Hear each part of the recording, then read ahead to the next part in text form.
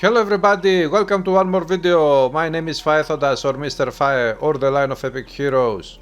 And this is a new build which is a build of the sea, of the ocean. This is why I call this build Okeanos, which Okeanos is the Greek word for ocean.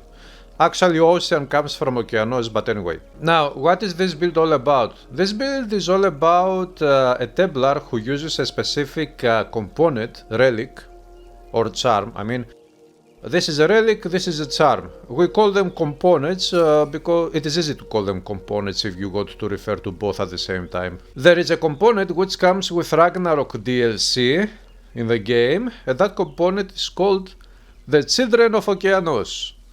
So, I wanted to make a build by utilizing this specific component, and here we have it. I call it Okeanos because I'm using this one. Now, to understand what is happening here, the thing is that we have this component which provides always the slowed movement retaliation at a big amount of flat energy points, and the completed relic bonus can be one of many, and one of the many is this one, which is a combination of bleeding damage over time called damage and vitality damage. I'm using this item for example. I wanted to use this Children of Okeanos component as many times as possible, because these flat numbers of damage, as we can see, they can also be applied by our weapon attacks only, not by any spells.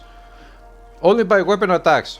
So now that I have this item here, we can see that all of these flat numbers of damage, they get applied by my attacks with the weapon. Or the shield, because the shield is also a weapon. Let's start with the skills and then we will talk about the items. It is a Templar. For the attribute points I have spent points only on strength and dexterity, nowhere else, and almost equally. Here we have 342, here we have 382. Here I spent how many? 10 points more? Yeah, than this one, almost equally. Because this build is a melee build, we need offensive ability, and by spending on dexterity we also increase defensive and offensive ability, so that was necessary to do so. And with strength we increase also physical damage output. I haven't spent points elsewhere. Now, a Templar is a defense and dream mastery character class. Here we have spent points on the adrenaline. When this triggers you get some health regen, which is very nice to have, but I'm using it mostly for this one. Physical damage buff, total speed and bleeding damage buffs. Recharge to get this one a little bit to reduce the cooldowns of this one a little bit. Of course I will spend more points here later to reduce the cooldown of this one even more, but for now it is what it is. We have maxed out the rally, which is for survivability, and the add-on Defiance, which provides elemental resist and damage reflection, and I have spent a point here for total speed and some energy regen. But energy regen is useless here on this build because, as you can see, we have almost 2500 energy. We have maxed out the battle awareness for more defenses, armor. We have spent a point on the focus for more shield block chest, and we have spent a point here to get some secondary resistances. I have maxed out the shield charge, of course, and because this is a very powerful one, and the disruption add-on, which gives more AoE to the skill. Maxed out the batter skill, which is very good to hit with the shield attack, which shield now also does damage, and of course I have picked up this item to the skill to level 7. And I have maxed out the armor handling. Armor absorption is very nice to have against incoming physical damage, and the pulverize, which is an AoE skill which utilizes your shield to attack along with your main weapon your enemies. It is very powerful when it triggers. In Dream Mastery I'm using the Trance of Wrath to reduce resistances of enemies so that now they can receive even more damage from my attacks. All my attacks called damage that I have from the Okeanos component, or bleeding damage from Okeanos component, or vitality, or physical damage from the weapon, and whatever I have, everything. This is not maxed out yet, but I will max it out later, the Lucid Dream. We have maxed out the Premonition because we need offensive defensive ability. These are mandatory to have on this build, and I have maxed out the Temporal Flux for all the stats that it provides. Here I'm using the Psionic Touch maxed out. We have it down here. This build uses, most of the time it is, not most of the time, all of my attacks include weapons. It is a purely weapon attacking build. It has no spells that don't use weapons. And I have maxed out this one psionic beam, -2 charge levels. Of course I can take 1 point back from here, hypothetically. Because I don't need to have it at level 9, I need to have it at level 8. Because at level 8 you get the -2 charge levels, and now every second attack releases the buffs of this one. I haven't maxed out the Phantom Strike yet because I didn't have enough points. The same applies to this one, but later I will max out these things. This is the build for now. It is a bit glass cannon, you could say, but at least we have this rally skill which provides it something like a second health potion. And yeah, what I was talking about before, all skills that we use to attack enemies with, they utilize weapons. Psionic Touch utilizes your weapon. Shield Attack utilizes your shield, which is a weapon. The Shield Charge utilizes your shield and of course this one, which is a weapon. And the Phantom Strike also hits with your weapon. It is only this rally, which is a spell that heals up your character and allies. It doesn't really deal any damage. So, now, items. Here we use the Discipline of Kun Lan. I wanted to use this one. This comes with Eternal Embers DLC. To use this one because it provides a total speed, offensive ability, physical damage buffs. And the skill Way of the Monk activated upon taking damage is good one. Something different this time. Here we have the Ptamoses leggings, one of the best leggings legendary boots providing survivability in the whole game. I'm using the Celtic Houds, or Celtic Houds, it is Celtic I think, anyway. And this one is very awesome as an item for the resistances that it provides, health points, attack speed. And a +2 to skills in defense mastery. Here we have the Helmet of Valhalla. This is perfect again because it provides all of these stats and also the +2 all skills. And the skill Battle Command, which gives 20% total speed. As we can see, the attack speed of this character is 205% already. For builds that use a shielded melee weapon, the maximum you can get is 222% as far as I recall. So we are close to perfection here. Attack speed is very crucial when you have a build that also uses proc skills to attack with. Proc skills is something like this, for example, Pulverize, which has a 19% chance to be used. So, the faster you attack, the higher chances you have to get this proc skill to proc more frequently in less time.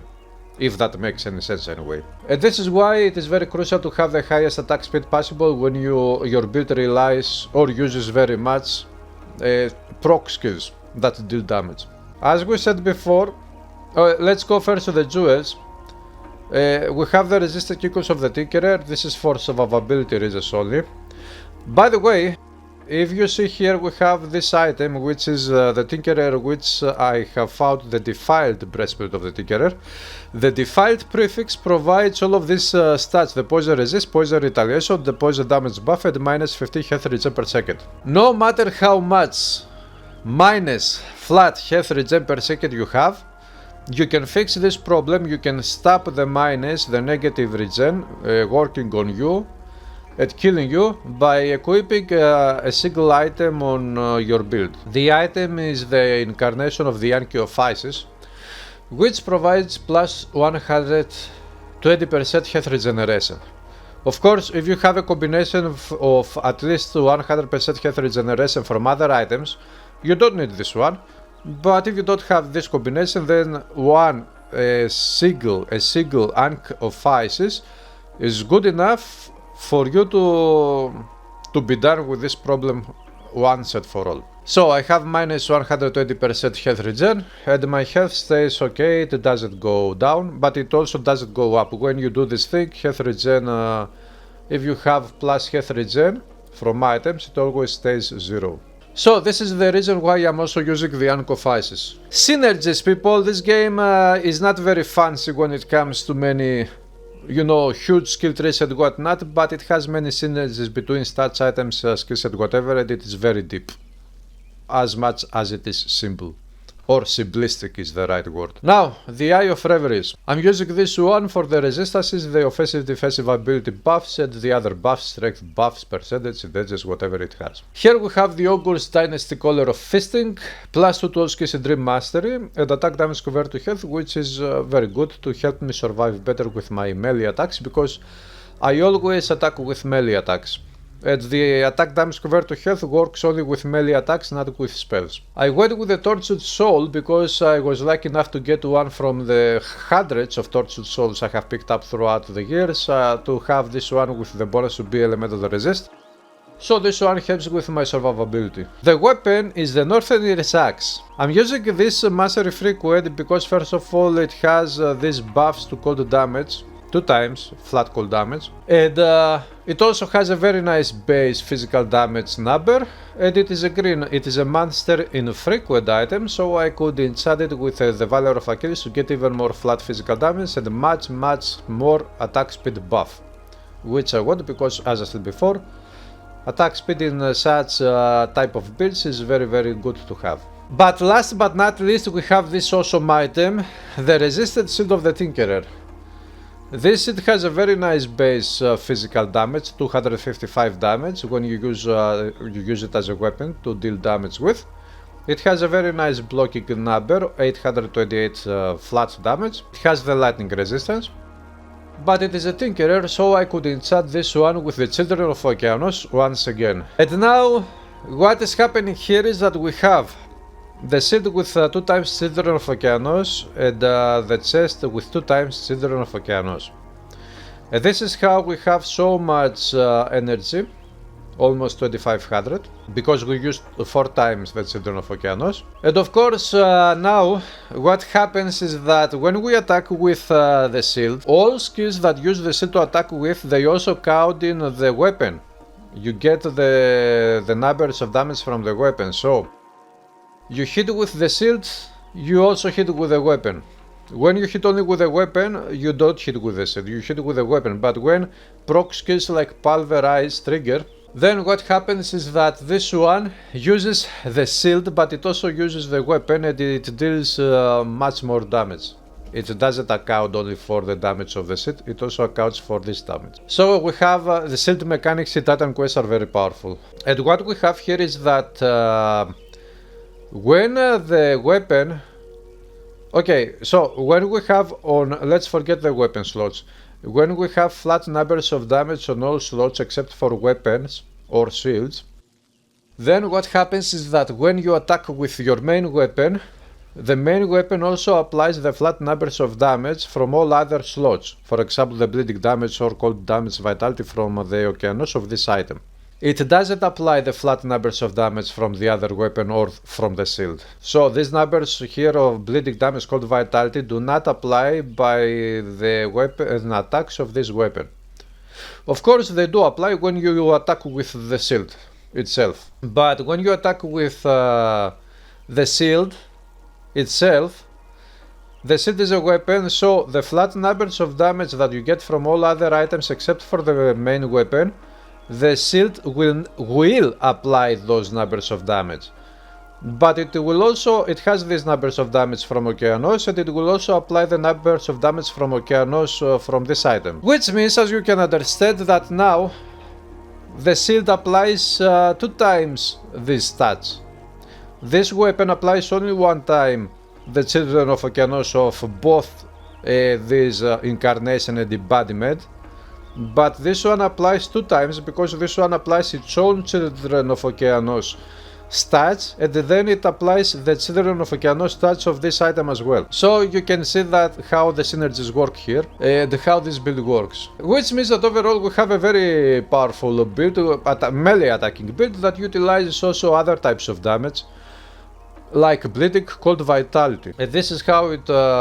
Also don't forget that we have the Trance of Wrath, which reduces all types of resistances of enemies, which means that it reduces their bleeding resistance, it reduces their cold vitality resistance, physical. So all of these Children of Okeanos, they stack together in some cases, and they hit the enemies while the enemies are under the reduction of their resistances to these numbers or to these types of damage. So, practically, what happens is that these are the initial damage of numbers that we see here, but we deal more higher numbers of damage of all of these types to enemies.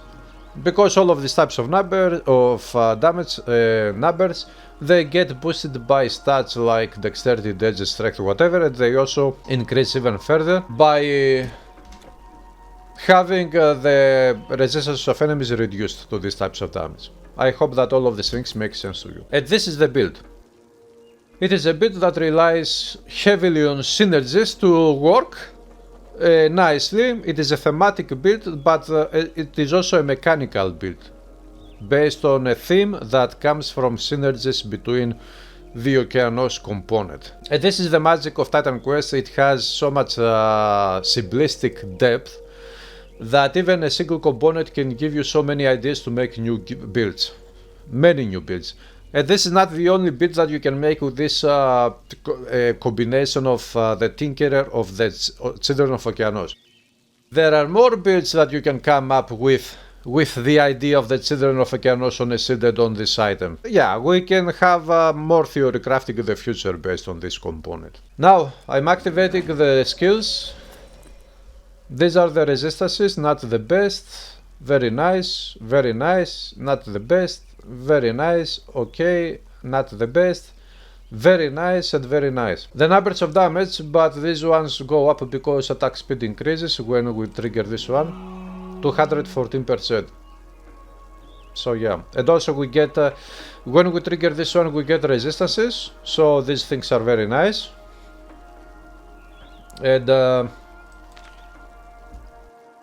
casting speed, movement speed are very good, awesome.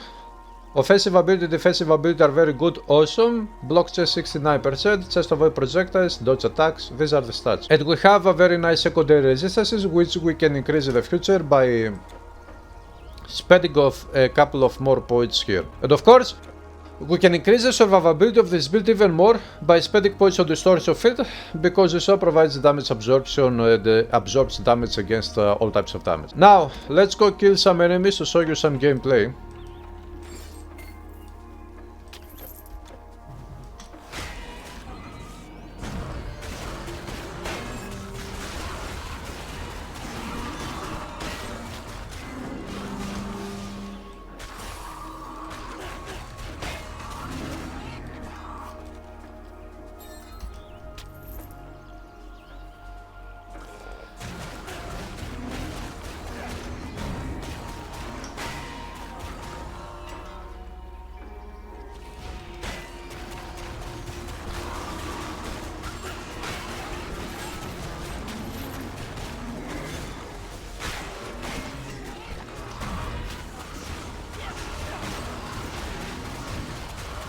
It looks like my enemies are unable to kill me.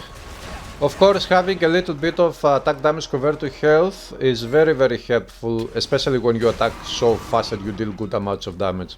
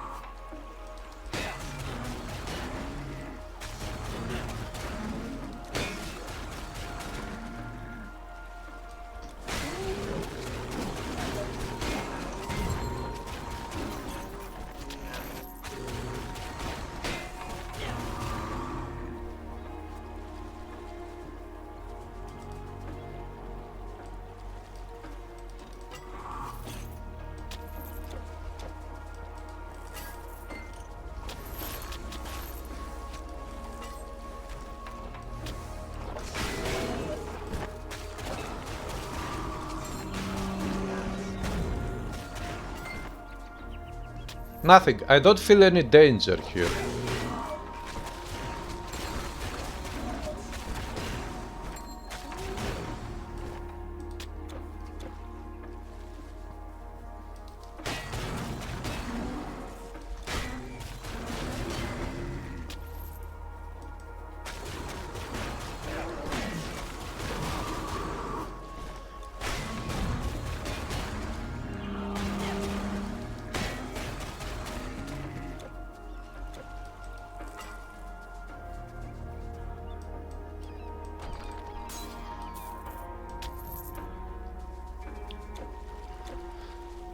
Super Rich, of course, these enemies are not really hard here, not challenging, unless you have a build which has very bad resistances and bad damage output, and it can get killed by these turtles.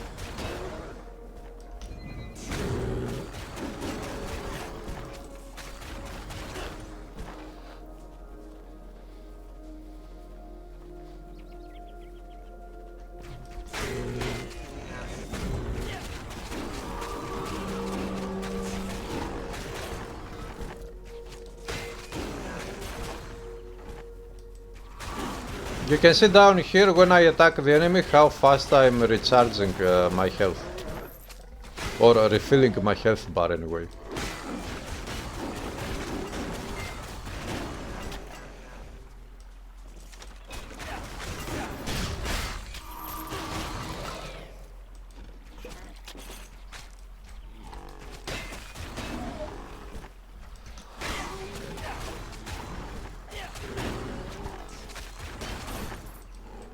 Okay, and now the battle marker, I will destroy everything with that one.